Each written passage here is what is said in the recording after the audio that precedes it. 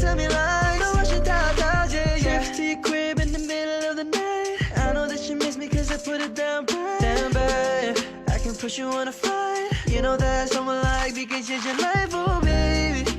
Everything you do is amazing. Ain't nobody watch you go crazy. I got what you need. Everybody think you shy, but I know you're a freak, little baby. Everything you do is amazing. Ain't nobody watch you go crazy. I got what you need. Everybody think you shy, but I know you're a freak, little baby. Yeah, get me lit. Hoes on my phone when I find out that I'm rich. Let me switch when they see me choosing on you. Top down, got her doing donuts on you, yeah, yeah. Pose with a flick. Damn it, busted, baby, what you throw it on a split. She don't need no hands or no pants.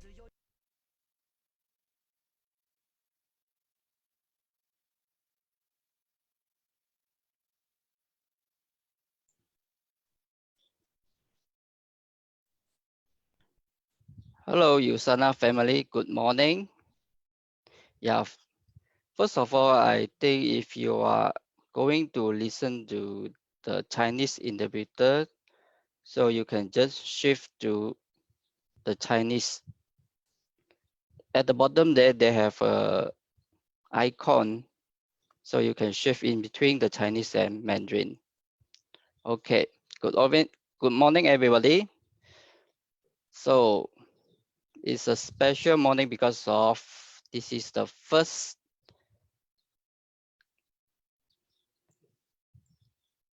meeting, which is we invite our scientists to give you a special talk, which is regarding your guide to support the detox function, especially our digest system as well. So our guest speaker, Mr. Austin Winegar, since he joined our USANA in 2011, Austin has played an integral role in ensuring the safety and efficacy of USANA products, product development, and developing as the scientist. Okay, let's welcome our guest speaker, Mr. Austin Winegar.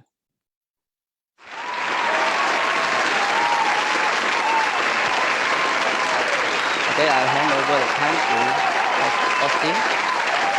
Hi. Happy to be here today.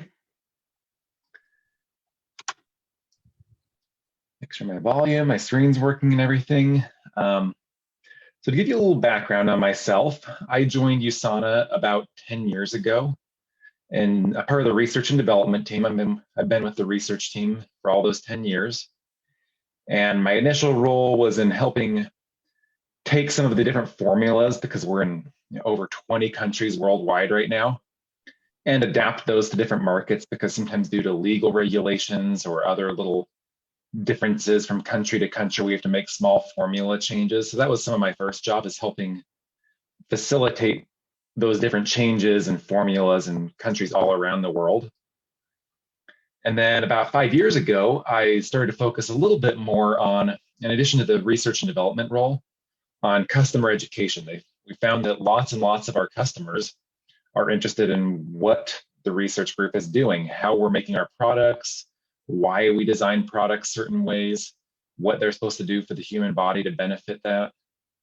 And so that's what brings me here today, is really helping educate all of you a little bit about why we do what we're doing in the USANA research team. So I have the chat box open. As we're going throughout this, feel free to type some questions. I may or may not see them as I'm talking through it, but if I do and they're appropriate at the time, I'll try and answer them. If not, we can answer any other questions at the very end of the meeting here. And with that, we'll jump right into this and look a little bit about what how digestion and detox plays a role in your health, and what USANA has that plays a role in that specifically. So very often, our group gets asked about these detoxes and cleanses and different things like that. And I'm going to start this discussion really kind of going through some of the fact and fiction. We didn't used to address this very much as the research group, because there's so many misconceptions and false thoughts and ideas about it, and so we kind of stayed away from it, and inevitably we've had to address it now. And so I've used this presentation and I've adapted it here to your market a little bit, that really talks about why you would want to go on a detox or cleanse. And I guess there's lots and lots of different options out there. You know I've come across some even from a young age here in the United States. I remember people doing these 7-day cleanses or a 1 week to 1 month cleanse and detox. And I suspect you've probably heard about some of those same things before. These include different juice and fruit cleanses. You might hear about other things, just simple fasting for 1 day or maybe even longer fasts. I've heard of other people doing special celery juice cleanses or using vinegar in their daily diet. And then there are some other ones like medical cleanses, whether that's specifically for heavy metal poisoning or other different poisonings that you can get. There's actually some medical ones that hospitals or doctors do. I think the reason these have become so popular is because it's such a drastic shift in people's day-to-day regular diet. People are typically just eating whatever they feel like, or maybe they try to be healthy, but there's a lot of slip-ups and problems in their daily life. And by finding this really strict 1 week diet or these short segmented cleanses, suddenly they feel a lot better. They're eliminating some of the unhealthier things. They're probably just overall eating less food, so they might lose a few pounds and overall feel a little bit better. So many of these include juices, or just simply they tell you to drink more water so people are more hydrated, which is really, really important to just overall detoxification of the body. And so that's why people, I think, like these. However, if it's just limited to a short 1 week or 5-day, or maybe even as long as a month, I don't like these, because the reality is they're short term, and to really make meaningful impacts on our lives and our health, these have to be long-term changes that we choose to make. So if you look at your typical definition of a diet, people talk about, I'm going on a diet next month, or I'm going on a diet soon. With that, they're referring to short-term or temporary changes to the things that they're eating and drinking. The reality is, though, like I said, these detoxification pathways and just overall health in general simply doesn't work in a short 3, 5, 7-day or even 1 month program. The reality is it's a long-term change to make these changes meaningful and impactful to us. And ironically, there's actually another definition of diet. It's not just the common one that people hear talk about, where they say they're going on something soon. Is anything that we eat every single day is defined as our diet. What we're doing every day is our diet. And so that's what I want to go through, is some of these long-term changes that we can do to support our overall health. And specifically, I'm going to be looking at detoxification in our bodies. So what is detoxification? Just a simple definition here. And it's removing a potentially harmful substance from our body. That's what detoxification is. And if you look at what these potential toxins are, some of the common ones, we get some of them from our diet, whether that's poor, unhealthy choices, where we're eating too much, just bad food for us, or even some of the healthy foods. If we're eating lots of fruits and vegetables, even those, they're naturally plant-grown compounds. They come from the soil. There's small trace amounts of heavy metals and other poisonous things in there. And overall, that doesn't mean you shouldn't eat the fruits and vegetables. You should continue eating them. But our body needs to be able to get rid of those small amounts of potential toxins in there. And it takes some good support of our detoxification pathways to do that. We have air pollution as a potential problem, and then smoking following that. It's a voluntary air pollution. Alcohol, chemicals, whether that's somewhere we're working that has chemicals, or just chemicals we use to clean our house. And then some internal things. We have pathogens that are always coming across us. Our metabolism, just burning energy, creates potential free radicals, and then we have to get rid of those out of our body. So even doing healthy things like exercise creates toxins in our body. So kind of what I'm trying to imply here is that toxins are, we need to limit them where possible, but the reality is they're unavoidable. We can't escape them, and so we have to use these detoxification pathways, which is how we get rid of them on the output side. So what are the different detoxification pathways in our body? When I was first putting together this presentation, some of the obvious things that I very first thought about, I was thinking of the kidneys, the liver, the lymphatic system. And then I started thinking about some of the other different systems or organs we have in our body and the roles that they play in detoxification. I realized very quickly that the kidneys and liver can't function without the circulatory system. Our gastrointestinal tract plays a huge role, and even the skin. And there's just so many parts of the body that play an overall role in detoxification that really it's tightly linked to just overall health. So you'll kind of see that as I go through this. I'm going to talk about how each of these systems play in a role in our detoxification health and how we can support them. But it really shares a lot of the same things that you would want to do just for overall support and health of your body. So we'll look at skin very first here, and we'll go through each of these one by one. So simply put, what is the skin? Well, the skin is a barrier function that keeps our body inside and the outside world out.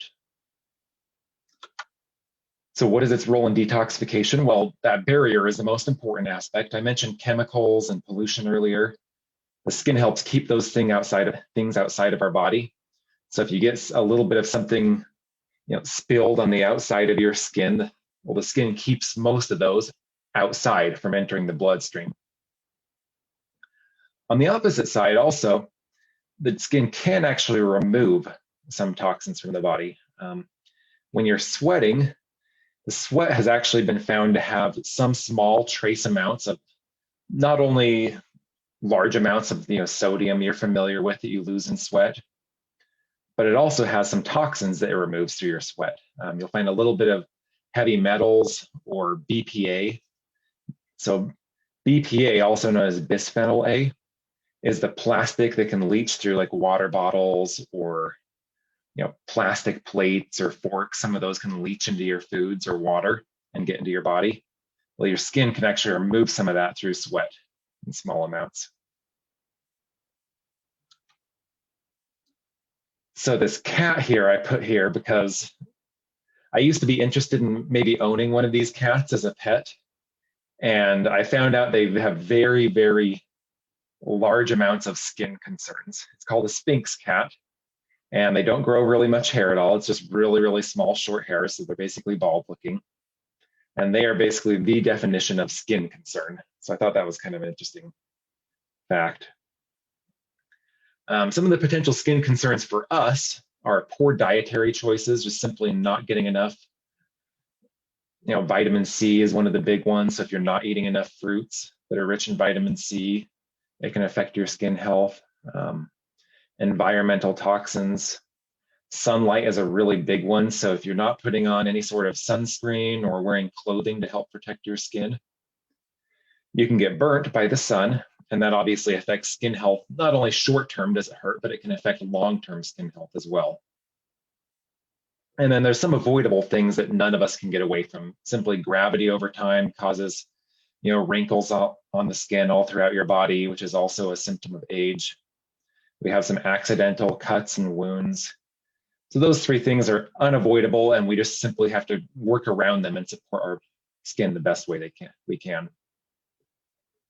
And then finally, poor hygiene. If you're not washing your skin appropriately, if you do get a cut or wound, make sure to clean it out, wash it, cover it up, and then just day-to-day things, washing our hands, washing our scalp and our hair, help protect our skin. Some of the things we can do to support our skin specifically is getting enough sleep, helps work in the rejuvenation process to build new skin. Hydration is one that I've mentioned a couple times already, and you'll see that as a common theme throughout all of the detoxification pathways is that hydration is really, really important. And then I also mentioned vitamin C. So we want fruits and vegetables that are high in vitamin C. And the reason for that is vitamin C plays a big role in basically the elasticity of our skin. It helps keeps it stretchy. So rather than cracking when your skin gets too dry, or, you know, as we age, like I said, you get wrinkles. Keeping enough vitamin C can help protect your skin and keep it a little more elastic and protect against those.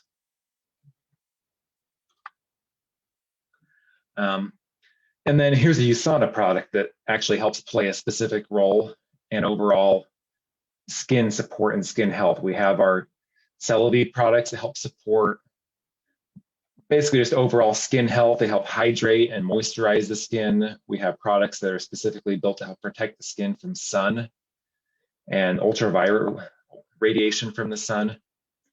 And so that's one of the ways USANA helps protect the skin, which is a key part of just overall detoxification. And then next here, we're going to look at the circulatory system. And I'm going to follow that same pathway I did through the skin through all these. I'll kind of define what the system is, its role in detoxification, how we can support that, and then which USANA products might support that system as well. So the circulatory system encompasses all of our arteries, our veins, our capillaries.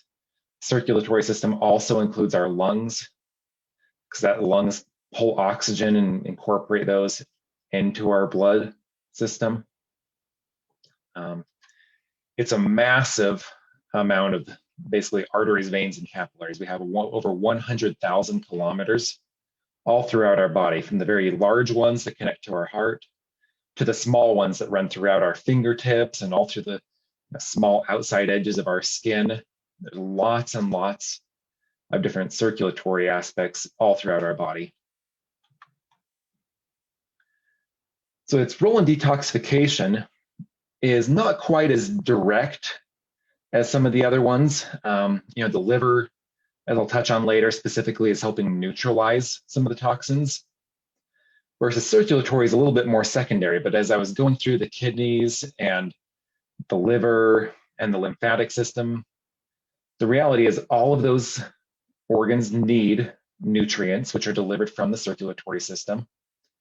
And then all of those organs also need the toxins, once they're neutralized or changed, need them removed from that organ and expelled outside of the body. And none of that happens without the circulatory system. It's really moving all the nutrients into our body and all the toxins out of our body.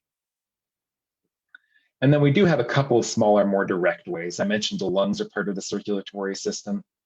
The lungs on their own help expel carbon dioxide, which is a poison if it builds up too much, carbon monoxide, acetone, alcohol, ammonia, a number of other different more volatile components that can turn into gases.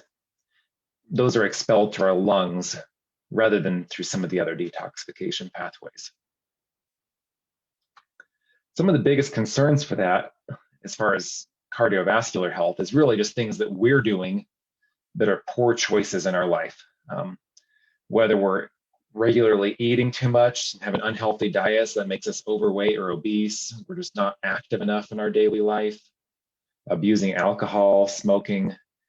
A lot of it's just really things we're doing that impact our cardiovascular health, and some of the biggest problems there. And the way you can support that is by simply avoiding those. You know, drinking alcohol in moderation or not at all, not smoking, staying at a healthy weight, staying physically active, keeping your cholesterol levels and blood pressure levels healthy. So you need to check in with your doctor on a regular basis, see if they have any suggestions for your overall lifestyle and diet that can help improve your cardiovascular health.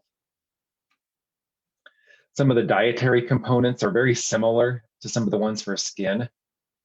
The insides of our veins and arteries, like the outside of our skin, is also very elastic and stretchy, and it needs vitamin C to help support that. It needs omega-3 fatty acids. The blood flow through those veins and arteries are supported by soluble fiber, which you get from lots of whole grains, some of the vegetables that we eat. And then some of the things we can limit that if you eat too much of them can impact our cardiovascular health is red meat, trans fatty acids, and then some people are really susceptible to sodium. So some people would be best off choosing to limit their sodium to below about 2,400 milligrams a day. And that's one that you have to work with your doctor with to really find out how much sodium you should be taking and if you need to limit that more. And then when you're looking at USANA products, we have a couple of products that can, in addition to exercise and a healthy diet, can also help support cardiovascular health. We have perflavanol C, and perflavanol C contains poly C, which is our form of vitamin C, and grapeseed extract. I've mentioned a couple of times how vitamin C plays a role in cartilage formation, which keeps that elasticity of our veins and arteries and the skin on our body. And then specifically, we have some studies USANA does that we performed about 10 years ago. We did these in conjunction with Boston University here in the United States, where we gave people poly C and grapeseed extract, and we found that the combination of those two together helped improve blood flow and basically peripheral activity of the really small veins and capillaries that you'd find. What we were measuring was actually the fingertips. We had a special tool to measure fingertips, and we found it increased blood flow and peripheral activity in the fingertips by taking this product. And then the next one would be Biomega. So this has 3 different omega-3 fatty acids. And the omega-3 fatty acids have been known to help with triglyceride levels in your blood and just overall cardiovascular health. And so if you're not eating seafood or just fatty fish on a regular basis, the omega-3 can really help increase the amount of omega-3 fatty acids that you have in your blood and support cardiovascular health. Next, we'll take a look at the lymphatic system.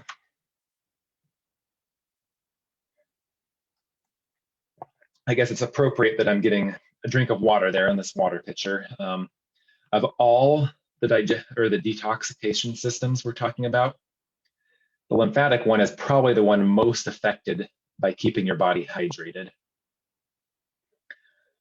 So the lymphatic system, to define it, is basically your body's recycling system. I've used an example here of this boat.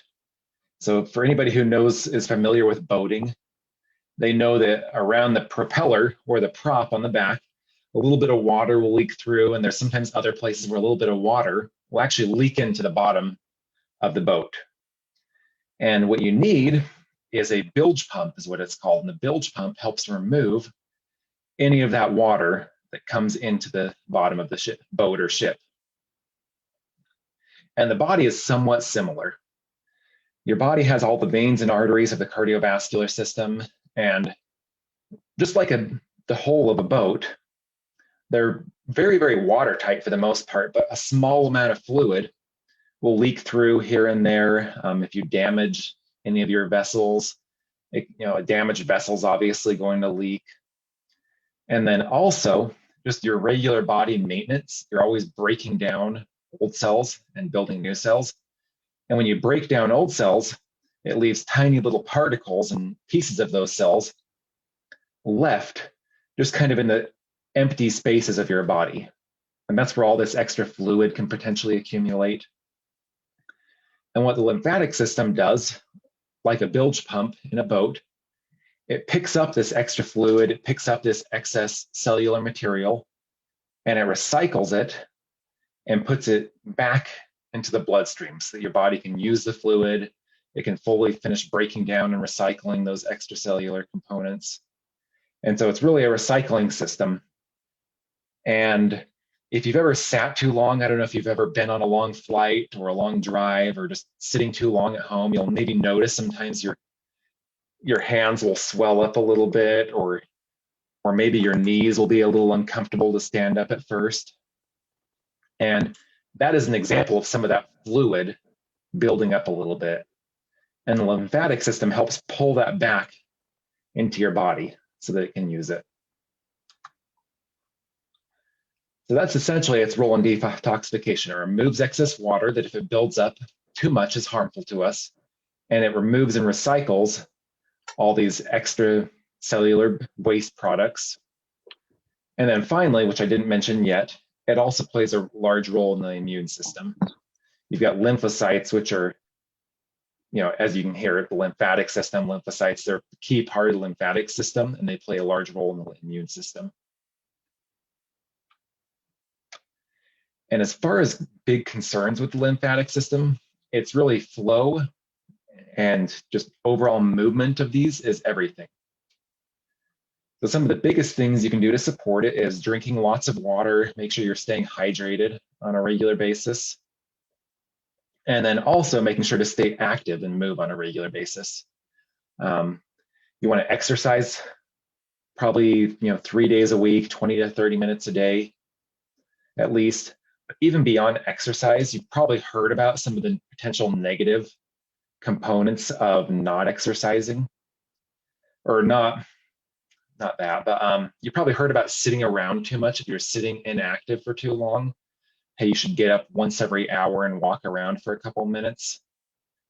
It's aspects like that that are more tightly tied to the lymphatic system. So by walking around, it actually helps move that fluid and really largely increase the flow and pickup of the fluid and these components into the lymphatic system, and then from the lymphatic system back into the cardiovascular system. Massages can help with that. You might have heard of rebounding. I placed an interesting little video here next. This is what rebounding is. And it's just another funny example. This one's kind of interesting, but just an example of how movement can benefit your lymphatic system. Next here, we'll look at the kidneys and their role in detoxification.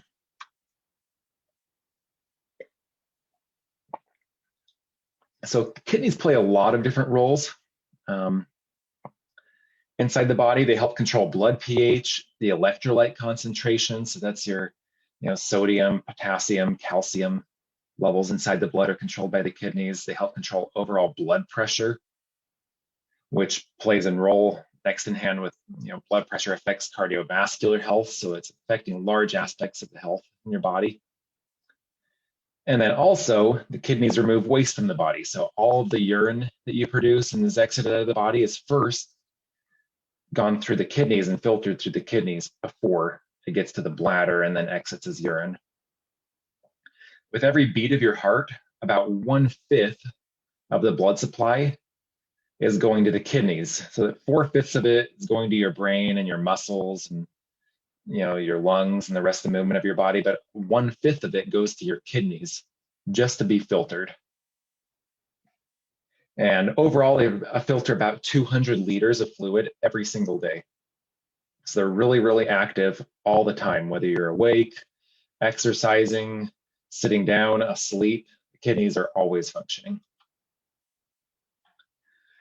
The role in detoxification is helping remove excess fluids and waste products from the body, and then removing those as urine. So you can see, like I mentioned, the bottom of this slide, they recycle about 200 liters per day, go through the kidneys. The kidneys process those 200 liters and then turn them into just 2 liters of urine per day. So it's lots and lots of processing and recycling of fluids that the kidneys are responsible for. They have a really, really important job. As far as kidney support, kind of like the lymphatic system, one of the big things is fluid. Because there's so much fluid going through the kidneys at a regular basis, it's important to stay hydrated, because if our blood gets too dehydrated, it will thicken up a little bit. It'll increase our blood pressure and just cause some problems that can impact not only our cardiovascular health, but also our kidney health. So it's important to stay hydrated all the time just for overall kidney health.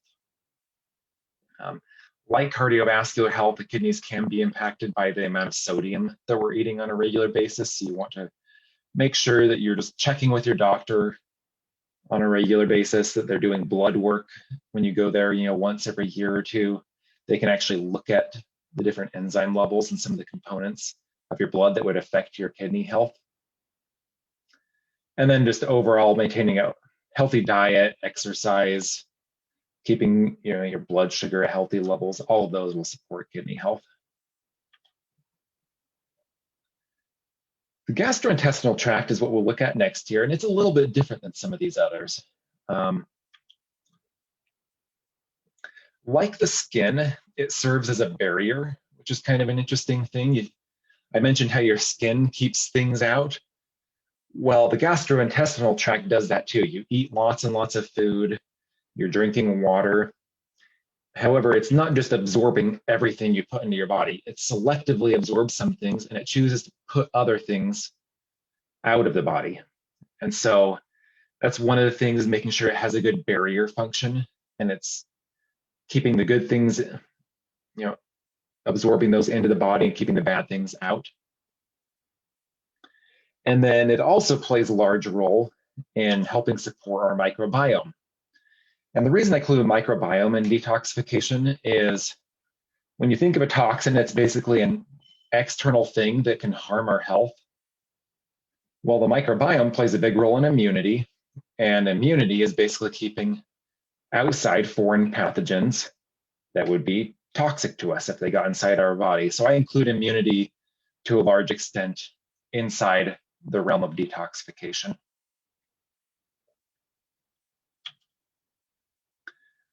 So could narrow it down to kind of just create a few big major bullet points. Like I mentioned, it's a barrier to keep things out that we don't want in, but also selectively absorb the nutrients into our body, which is really, really important. I've talked about vitamin C and water lots of times, and absorbing those when we eat them is important. So the gastrointestinal tract plays that role. And then getting rid of the waste products, and then immune health. So those kind of the 4 ways that the gastrointestinal tract plays a role in detoxification. We're going to look a little closer here at immune health. And there are several ways that the microbiome helps keep us healthy. And so what you'll find is that all the different bacteria in our body are actually competing against each other. So if you look at, I've got number 1, 2, and 3 marked here. And when these bacteria are competing against each other, they also compete for food and nutrients specifically. And when we have, essentially they're competing for space, they're competing for food. And if you have enough good bacteria in your body, it prohibits the bad bacteria or other pathogens from reproducing and taking up space inside of our body, and also from taking up food inside our microbiome. And so those are a couple of the ways that our microbiome plays a big role in our immune health. And then finally, that number 3 there, bacteria can also help train our immune system on how to respond to potential infection. So beneficial bacteria can cause the immune system to release some defenses, like putting extra mucus into the intestines, which helps stop bacteria from getting into cells. They can keep our immune cells functioning at a higher level, and be ready to respond to an infection when necessary. These beneficial bacteria also help keep our immune system from overreacting on the other end. And there's also a lot of indication these bacteria release compounds that actually cause our immune cells to keep just overall things in check, basically to help multiply and prevent too much inflammation from occurring. They help regulate different cell proliferation and cell reproduction inside of our bodies. And so kind of a short way to summarize this is really they warn our body about potential infections and problems before our body even knows they happen. So they help play a role in cell signaling, as what our microbiome does.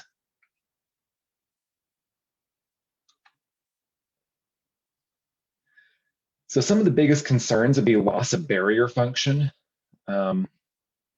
So like I mentioned, just like our skin, it's a barrier against potential harmful components. Well, just how our skin can get cuts on it, where you could, get an infection from.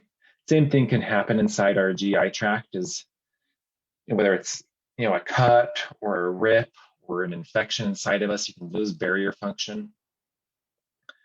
And there's also some of the food problems that we've all experienced or heard about before, whether that's constipation or food sensitivities. So if you're lactose intolerant, for example, so you can't drink lots of milk without having problems, that would be something you want to avoid, is having too much lactose in your diet, because that will impact your GI tract negatively. And then, whether that's suddenly eating a different diet, if you're out traveling, we've probably heard about traveler's diarrhea before. That's something as a result of simply changes in the diet. And finally, food safety. Are you cooking your food thoroughly? Are you leaving it out too long where it could be potentially contaminated? So there's lots of different things that can impact our GI tract negatively and really cause problems for us if we're not being careful with our food.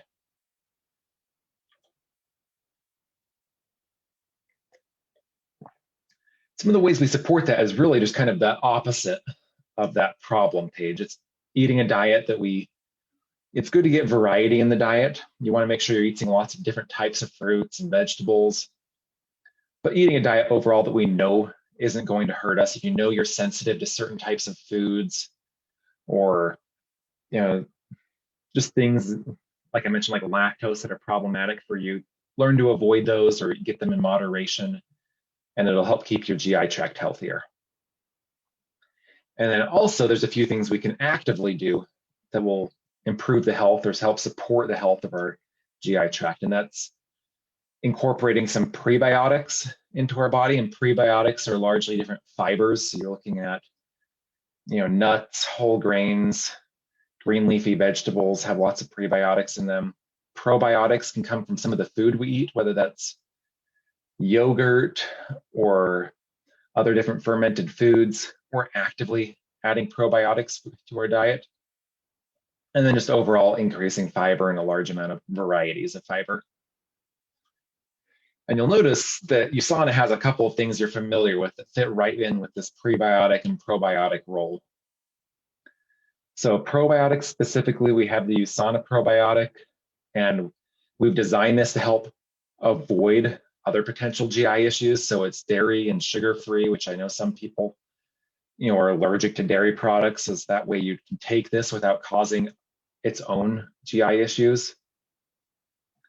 And we've also designed it so that it's shelf stable at 18 months at room temperature, so you don't need to refrigerate it. You don't need to worry about consuming it really quick or it going bad on you really quick. And so this is an overall easy to take, convenient product that helps support healthy digestion and immune function.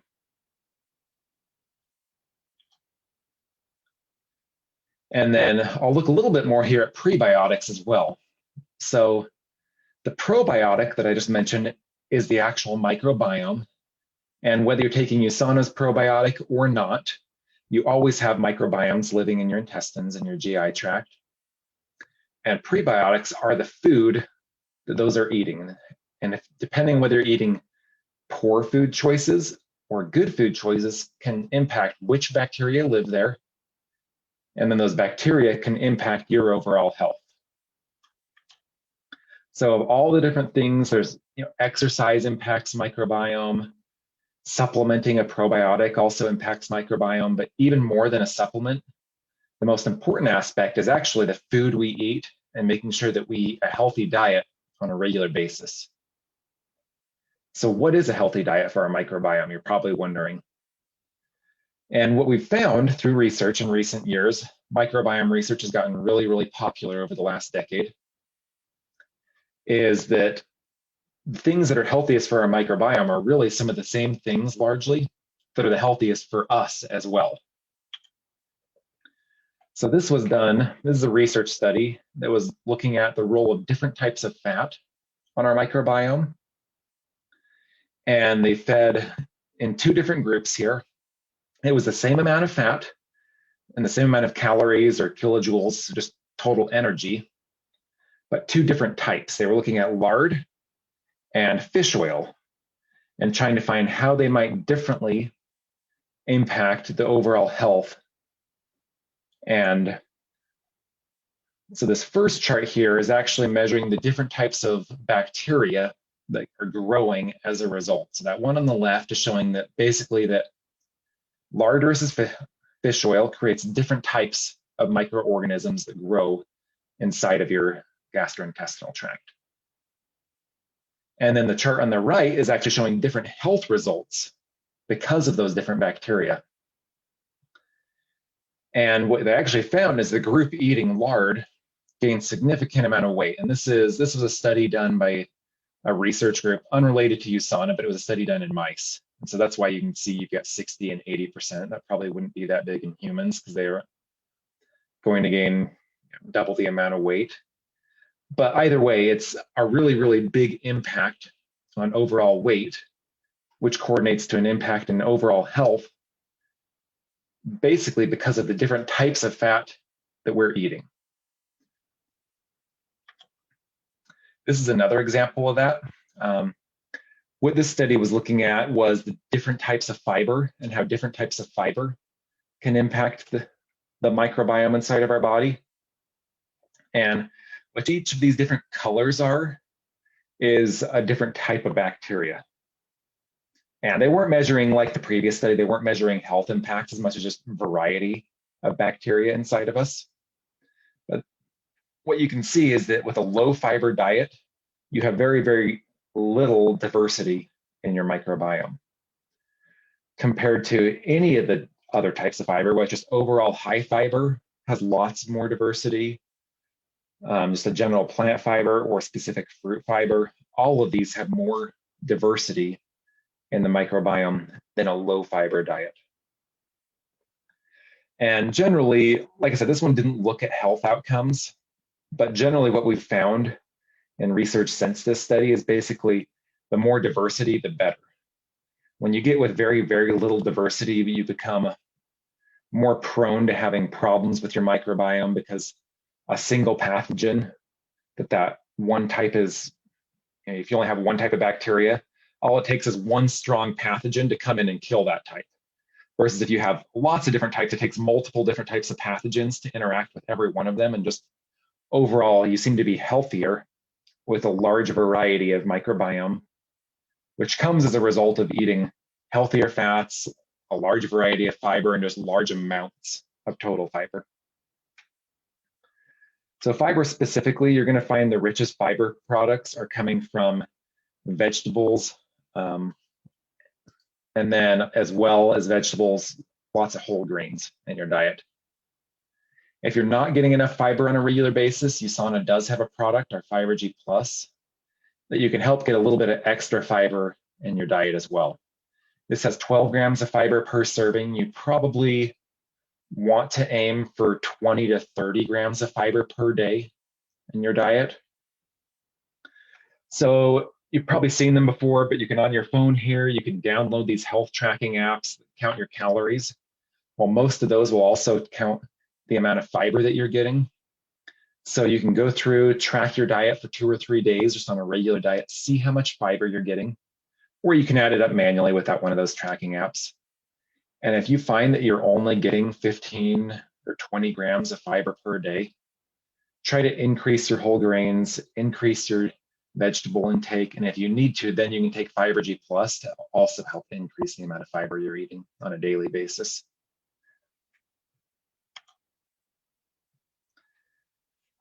And then finally here, we're going to finish with the liver. The liver is your body's largest internal organ. Largest open organ overall was where we started, was the skin. And then the largest internal organ is the liver. And this is really your body's primary filter. I mentioned the kidneys earlier. You've got the kidneys that filter out fluids and electrolytes, and the liver is really help filtering all the different proteins and the other more complex objects that go throughout the bloodstream in your body.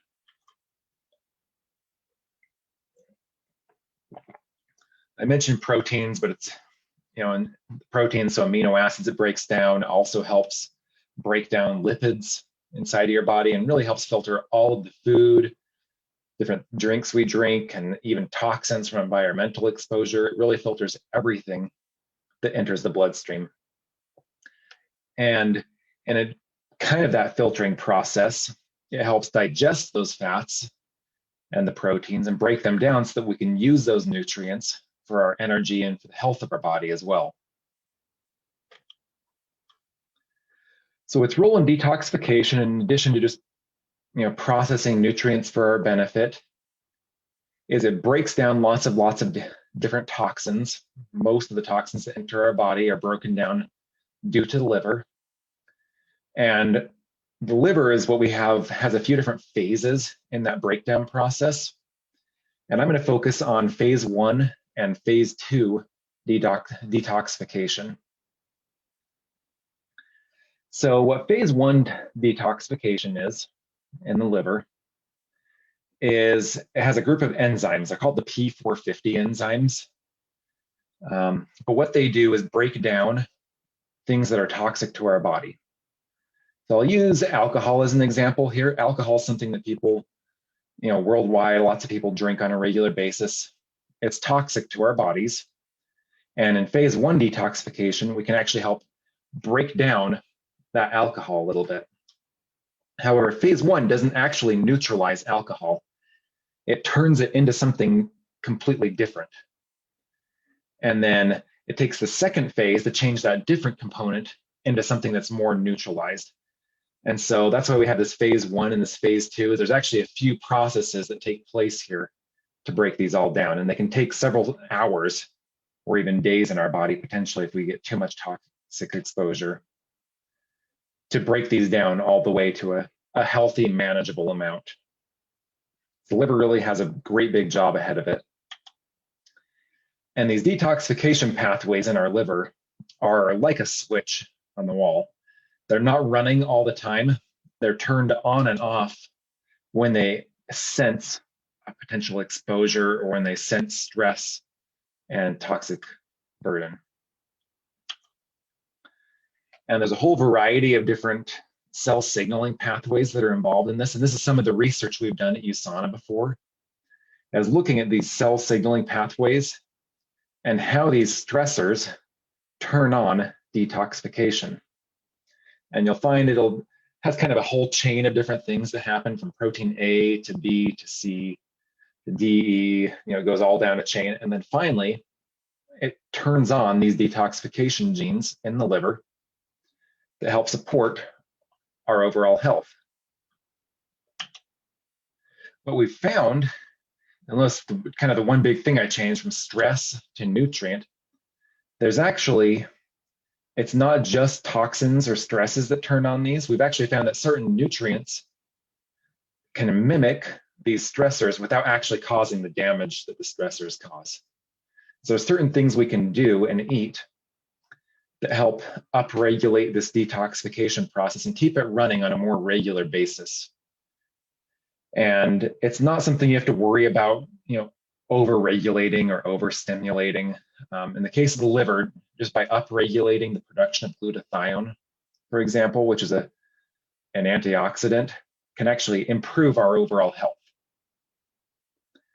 And it's no surprise, some of these nutrients are things that we're already getting on a regular basis. Some of these things come from the fruits and vegetables that we eat, and they're actually helping support the detoxification process in our liver. Well, we're looking at some of these different nutrients, and some of those nutrients we decided to include in a research study that we did. This was probably 12 years ago, I want to say. And we're looking at the role of several key nutrients on liver health, and phase 2 detoxification in particular is what we were looking at. Phase 2 detoxification primarily produces glutathione. I mentioned glutathione is a strong antioxidant, which is great for our health. Problem is glutathione can't be absorbed into our body well. We talked earlier about how the GI tract selectively, it keeps some things in and other things out. Glutathione is one of those things that keeps out. Even though glutathione is good for us, we just can't absorb it into our body well. And so it has to be produced inside of our body. And with this Hepasil formula that we studied, we found ways to increase glutathione production within the body by adding certain other components within this formula. And so that's what Hepacil is really just a proprietary formula that helps support glutathione production and just overall vitamin C levels inside the body and really support overall liver health, which in turn supports overall detoxification of our body. Some of the biggest potential concerns for liver health is just constant overexposure. So I mentioned alcohol as my example earlier. If you're drinking too much alcohol on a regular basis, that can cause stress and damage to the liver. So that's one of your biggest ones, just limiting toxic exposure is your best way to support the liver. And then like some of these others, hydration is important, an overall healthy diet full of lots of plant compounds. So you want different herbs, fruits, vegetables, contain some of those compounds that can help increase glutathione production within the body. So we'll spend just a couple minutes here doing a quick summary of all of these. We've got the skin, circulatory system, lymphatic system, kidneys, gastrointestinal system, which is detoxification and immune health, and then the liver. And in the case of every single one of those, it's important to, where possible, limit the toxins going in, and then we can support the detoxification process and toxins going out. But the first step is to limit the input. And then kind of some of the overall themes I've summarized here. I had a section at the end of every one of those different organs or organ systems. But hydration was the big one. Make sure you're drinking enough water on a regular basis. Overall, maintaining a healthy weight, regular exercise, increase fruits and vegetables, healthy fiber, fat, protein, and then limiting potential toxins, whether that's chemical exposure, alcohol, or even things that are essential for our health like sodium, but to limit those to a healthy amount that we know that, with our interactions with our doctor, previous blood work we've done with them, that are appropriate for our individual needs.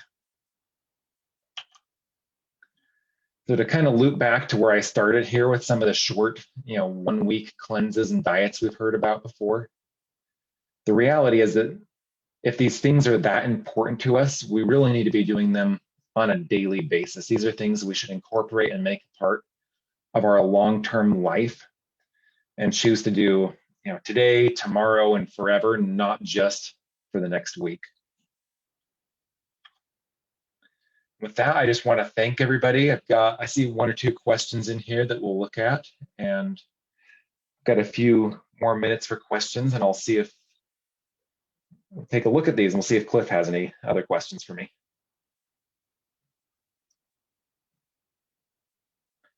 So the most recent one I have is people concerned that supplements may increase the burden of on the kidney and liver. So that is a valid concern. For a normal, healthy individual, which is most of us, you can take supplements, all these sauna supplements just fine. We've done research studies on normal, healthy individuals. If you have kidney disease, if you have liver disease, or somebody you're talking to USANA about has those, you need to check with your doctor first. Supplements and some of these nutrients that are beneficial for a normal person can actually harm somebody who doesn't have properly functioning kidneys or who has problems with their liver. It can actually cause problems with them. This isn't an issue in regular people. Like I said, it's really something you need to check with if you know you have those problems. Work with your doctor first, and then take the supplements only if you're healthy and able to do so.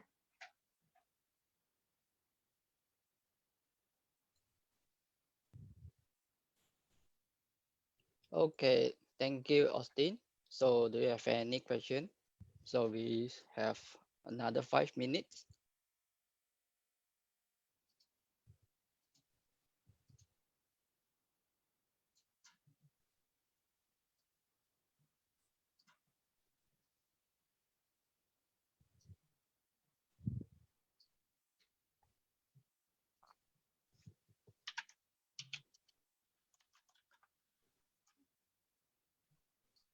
All right, if you don't have any question at all, then we Thank you very much for Austin giving us.